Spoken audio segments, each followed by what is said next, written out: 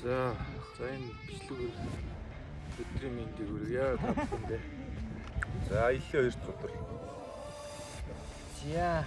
Мэдгүй. Өчнөө хүмүүс.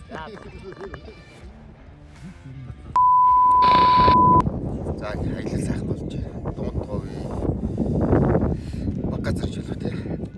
Энэ клубын ахын дүүстэйгээ бараг энэ зуны сүүлийн шахуу гэж хэлээ. Аялалд явлаа. Сэтгэл сайхан байна. Аялал сайхан байна. Тийш очиж хоол ичээ буцлаа. Сайхан аялал болж явах шиг байна. Маргааш өглөө ч гарч буцсан да. Дундгоолоо явсан аялал сайхан болж байна. Үтэл байна.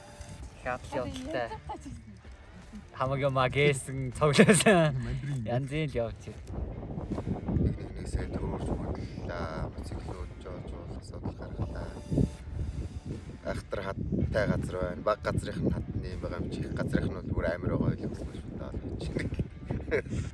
Миний хөдөлгөөроос энэ жил клубын гишүүн болж орж ирсэн. Яваас тууштай клубын төлөө бас ахын дүүстэйгээ аялал үйл ажиллагаа зохион байгуулж бүх юм нэг таамагтай явж байгаа.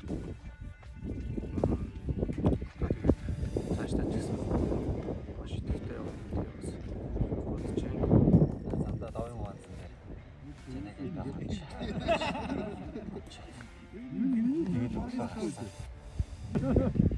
Сайдкарын явдал нийцч солон үзэгэл явах.